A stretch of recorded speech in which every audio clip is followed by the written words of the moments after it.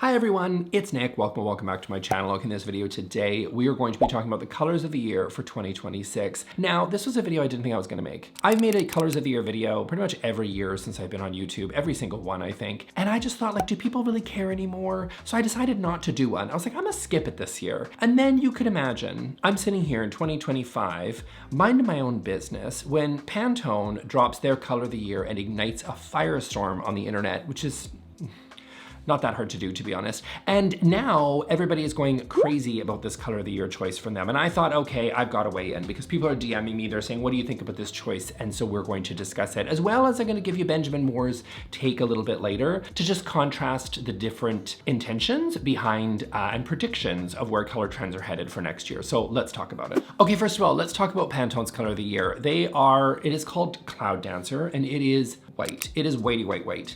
And so let's talk about what that means for the world of design, whereas Pantone thinks things are going, my sort of take on it, and let's chat about it. So first thing I want to acknowledge is that a lot of the conversation that is happening around this color is about race. And I think it's just worth acknowledging.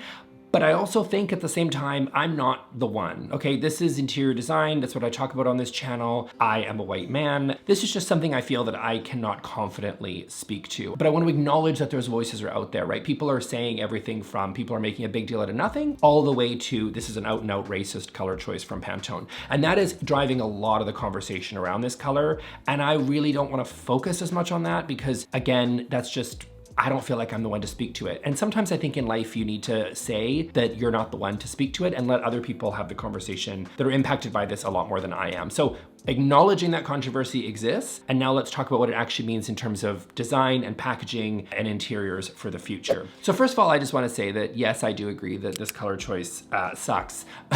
So there you have it. If you wanted the quick and dirty on what I think of it, I don't like it. I think it's an incredibly boring choice, and I'm going to tell you why, okay? First of all, there is nothing wrong with white as a neutral color, whether that's paint or in design or whatever. I don't think it's a bad color. White, beige, black, whatever. They're all great colors. The neutrals are great. But the thing is, you have to understand in terms of color trends that we have seen over time, that we had a really long period in sort of the early to mid 2010s where white was everywhere. White was the color, and you saw these all white spaces, all white kitchens, white exteriors for housing. It was just everywhere. The farmhouse look was everywhere. The shiplap was all over the place. People were doing the white farmhouses with the black trim windows. White was everything.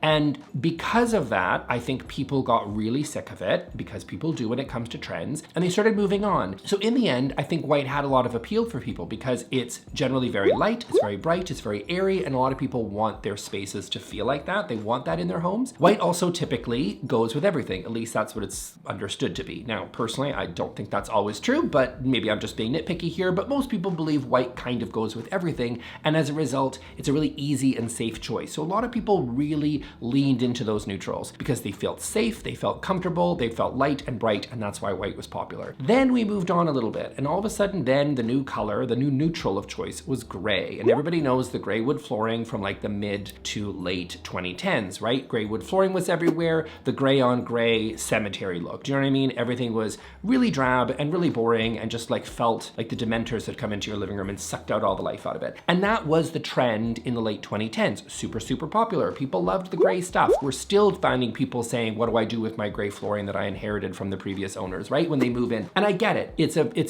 a safe choice. Again, it can feel a little moody. Gray on a good day can feel sophisticated. On a bad day, drab and lifeless. But you know, that was the trend. And then what happened? Well, we had the pandemic in 2020, people wanted something a little bit warmer. And so what did we do? We didn't embrace color. Oh, no, calm down, that's coming. We embraced beige, and beige became the popular choice. And beige and brown in different shades, tan, we're all splitting hairs here, but you know what I mean. Like beige became popular, the brown on brown look. And brown is great. It's a warm color. It works with wood. Wood is typically brown unless you've grayed it out like we saw in the late 2010s in the gray trend. But typically brown and beige are very warm and comforting colors, and they really sort of suited what people were looking for in the pandemic. So you can see we've gone from one neutral to the next to the next. And I think people finally may have gotten a little bit sick of it. Now we had a little bit of fun with green in the 22 sort of era. Green is still a very popular color, but it's very natural, blends well with brown and beige. And it's a pretty safe sort of color to sort of dip your toe into. And then we started to see a lot of people having fun with maximalism and dopamine decor, where we saw hot pinks, bright colors, and just people having a really, really good time with color. Unapologetic color, saturated color, not, you know, not white with a pink undertone, not, you know,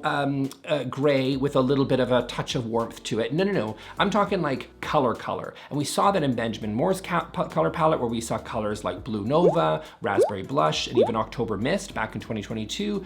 Those were the color trends that we saw, where people were like, we're embracing color, we're having fun with it. And we saw that with Pantone as well, right? They used, you know, they had peach fuzz, and they had like a really hot pink sort of color that they were doing for their color of the year. So we saw that movement towards big, bold, unapologetic color, and just people having a lot of fun with it. So you could imagine having a lot of the color folks, the people that just love color, those people feeling like Pantone says, yeah, actually, we're just gonna go back to white. And a lot of people feel like we're now resetting the clock and going right back to like 2012. And I understand that perspective, where it just feels like we're just going right back to that, you know, like the color of a Wii in your own home, you know what I mean? Or like an Apple iPod Shuffle kind of thing, where it's like, are we really going back to white? And I think that's where a lot of this backlash is coming from, is just this feeling like we've all worked to finally leave that all neutral space perhaps a little bit more in the past, and now Pantone's bringing it right back. So I want to take a minute now to talk about why I think Pantone is doing that. Personally, I think that this is actually, I mean, again, people are having conversation about all sorts of things about why this isn't a great choice. I've given you some thoughts on why people are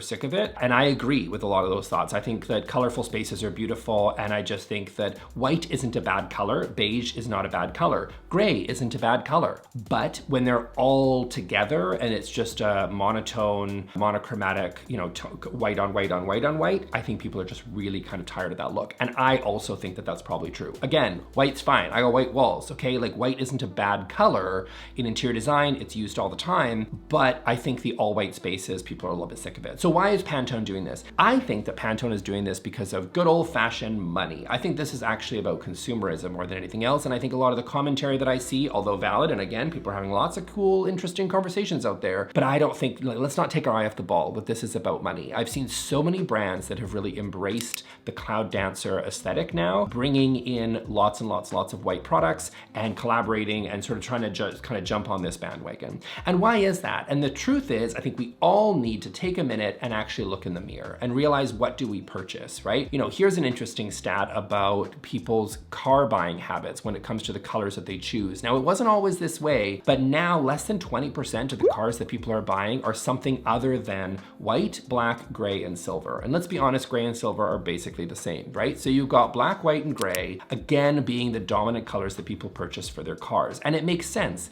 It's a safe choice. You're probably gonna have one, maybe two cars in your household, you know, probably as a couple. And so you don't want to necessarily take a ton of risk. And the idea for a lot of people is a yellow car is a risk. It wasn't always this way, but that's how people see it now. They want to blend in, and they want things that are just going to be a neutral, safe, easy choice. And white, black, and gray meet that. And that's the same for people's interiors as well. People are really scared of putting in some of these big, bold colors. Raspberry blush, I said it before when Benjamin Moore had their color of the year commentary before, I'd said it in that video. I was like, I don't think they're selling that many cans of paint in raspberry blush. And that's really, I think, what Pantone is after. Offering a color choice that brands can hop into that actually will move product. This, to me, is kind of a recession indicator. I think people are buying less and they need to goose sale somehow. And the way to do that is to release a really boring, plain color that people will buy a lot of. You probably buy a lot of white, black, and gray and don't necessarily realize it. So Pantone is sort of embracing that, having like just giving the people what they want. You know what I mean? Like, we gave you peach fuzz, you guys, a couple of years back, and you didn't buy very much peach. So now we're gonna make it white, and you're gonna buy a lot of white couches and white phones and white Post-its. Yes, the Post-it company has a weird Pantone thing on Instagram. I don't fully understand it. So to me, I think this is about consumerism. This is actually really about money. So now, of course, I promised you at the beginning that I would talk about Benjamin Moore's pick, and I actually think from an artistic, creative point of view, I actually think Benjamin Moore's color palette isn't that bad. I want to take a couple of minutes here to talk about it and acknowledge what they've done, because I do think that in the world of interior design, which again is the focus of this channel, I think that it's more relevant to what people are actually doing creatively. Now again, I think people buy more white paint than they do raspberry blush, or the color of the year this year, which is called Silhouette. Silhouette is like a very dark, this is like a really low LRV, light reflectance value, which if you all know, if you've seen this channel, my many paint videos on this channel, it's the amount of light that's reflected off of the paint. So a really low LRV are those really dark colors where light doesn't really reflect very much off of it. White reflects a lot of color, which is why people love it, because it makes their homes feel bigger and more spacious. But this is a very low LRV, right? This has an LRV of 10.18. That is very, very low, right? So you're getting a really dark and moody color. It's in sort of a little bit of this chocolate brown color tone, but it's also got little bits of undertones of purple in there. And I do think that this works quite well with their color choice last year, which was Cinnamon Slate, which was a little bit more of a mid-tone, but again, very much felt in this purpley brown sort of area. And I think that this is probably, it might not be my pick, but I think this is probably a better indicator of where colors are headed. I'm finding color palettes, at least creatively, are typically darker and more moody than they were before, and still dealing with kind of the purples and the reds and things, because I do think that that's very popular right now. I'm seeing a lot of burgundy. Red, I think, is honestly the really hot color and has been for a year or two, and I think will be into next year. But purple is also a very, very popular color as well, and of course it's really just a mix of blue and red together. And I think these colors like Silhouette, at least creatively, used in design, used in products, whatever, I think they are going to be very, very popular. Do I think, like I said, do I think they're gonna sell as much Silhouette as they do Chantilly lace? No, I do not. I think Benjamin Moore knows this, but I think creatively they're responding to what designers are doing, where, you know, design is headed in the new year. I think you're gonna see spaces be a little bit more darker and moodier than you did a few years back. But overall, you know, if you're just talking strictly about dollars and cents, they're gonna make more money on white and light colored paints, and especially those neutrals. So overall, I do think this is a good palette from Benjamin Moore. They have a few different colors represented here. They've got a nice, beautiful terracotta red. They've got Swiss Coffee, which is a very popular off-white, because it's an off-white, but it's got a lot of sort of creamy, grayish sort of undertones to it, and therefore feels a little bit, you know, more darker than your typical like classic super bright white that we've seen in the past. So again, them having fun with those sort of moodier tones, those mid-tones, and I do think it's a beautiful palette. But again, it's just a very different direction than I think what Pantone chose to do this year. Okay, so that's it for me, guys. I hope you really enjoyed this video. I'm gonna leave here with last year's color of the year video, because if you want a little bit more of an in-depth analysis of what Benjamin Moore did last year, I do think it's all very still relevant today than I did that last year. This was a little bit more of me also weighing in on the controversy surrounding